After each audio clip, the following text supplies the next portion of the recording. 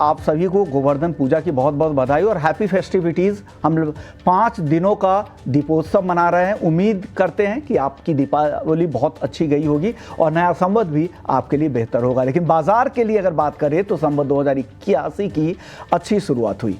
मुहूर्त ट्रेडिंग पर निफ्टी 95 अंक चढ़कर 24,300 के ऊपर बंद होने में कामयाब रहा। सेंसेक्स में भी 300 अंकों से ज़्यादा की मजबूती दिखी। वहीं बैंक निफ्टी करीब 200 अंक चढ़कर 51,675 के करीब बंद हुआ।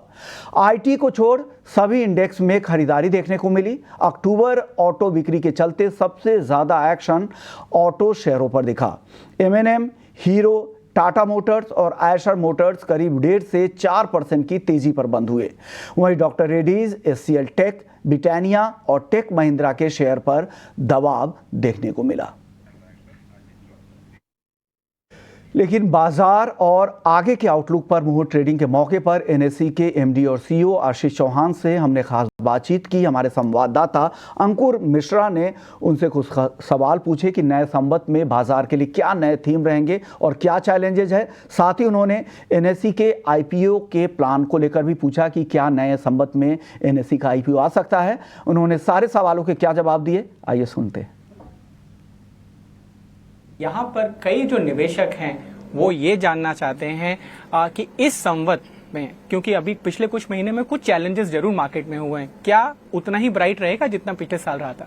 मेरा अनुमान है कि थोड़ा सा एक करेक्शन जरूर आया है, लेकिन उसका जो कारण है खास करके बाहर से है।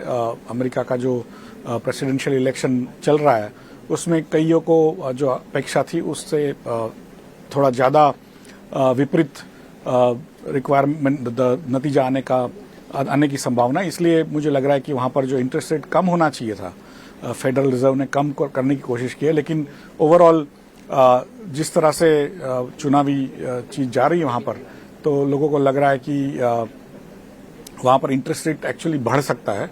इसलिए अमेरिका का इंटरेस्ट रेट बढ़ चुका है। कई जो कैरी ट्रेड जिसको कहते हैं, कई लोग उधार लेकर के दूसरे देशों में निवेश करते हैं अमेरिका से, तो वो जो ट्रेड है रिवर्स हो रहा है। इसी की वजह से ये हो रहा है। कई लोग कह रहे थे कि चाइना में एक तरह से गवर्नमेंट ने एक छूट दी है, उसकी वजह से बढ़ा है। एक्चुअली चाइना से भी उतना ज्यादा पैसा चाइना में जा नहीं रहा है, अमेरिका में वापस जा रहा है। और एक ये भी कारण है। दूसरा ये कि पिछले 1-2 महीने में जो भारी वर्षा हुई भारतवर्ष में, उसमें जो इंफ्रास्ट्रक्चर जो बन रहा था उसमें थोड़ा एक स्लोनेस आया था।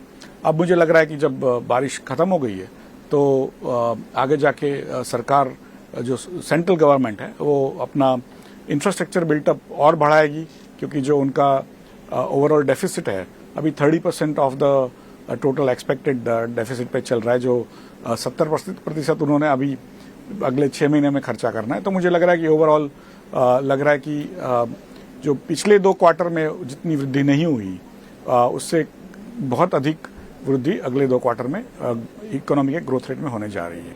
पिछले कुछ सालों में हमने देखा है स्टॉक एक्सचेंजेस ने और खासकर एनएसई ने ऐसे कीर्तिमान स्थापित किए हैं जो कि विश्व में अगर हम बात करें एक्सचेंजेस की, तो वहां पे एक बड़ी बात है। जिस तरीके से भारत में ट्रेडिंग होती है शायद कई डेवलप्ड मार्केट में नहीं होती है। मैं जानना चाहता हूं कि आने वाले संवत में आगे जाकर आपको क्या लगता है, ये आंकड़ा और बढ़ने वाला है? नहीं, जरूर। भारत में जैसे जैसे रेगुलेटर्स ने टाइटनिंग किया है उससे ज्यादा लोगों को लगा कि ये मार्केट और सेफ हुआ है, इसलिए ज्यादा से ज्यादा लोग भारत के स्टॉक मार्केट के साथ जुड़ रहे हैं। आज 20% हाउस होल्ड्स आज डायरेक्टली एनएसई के जरिए स्टॉक मार्केट से जुड़े हुए हैं। और मुझे लग रहा है अगले आने वाले 10-20 सालों में मुझे लग रहा है उससे 5 गुना ज्यादा संख्या में लोग भारत के स्टॉक मार्केट से जुड़ेंगे। और उसका एक ही कारण है कि भारत की सरकार की जो और भारत के रेगुलेटर्स की जो तत्परता है, स्टॉक मार्केट के जो छोटे निवेशक हैं उनको एक तरह से एजुकेट करने की, उनको और एक तरह का रेगुलेशन देने की, जिससे वो अपने आप को एजुकेट भी कर सकें और अपने आप को गुमराह होने से बचा सकें। तो मुझे लग रहा है कि आगे भी भारत का जो स्टॉक मार्केट और बढ़ते रहेगा।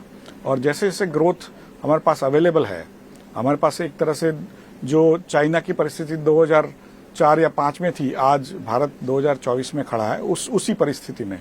तो अगले 20 साल हमें एक रनवे मिला हुआ है। और जो आईटी की फ्रेमवर्क है या एआई वगैरह क्वांटम कंप्यूटर या कोई भी चीज़ है नई, उसमें भारत का एक दबदबा है।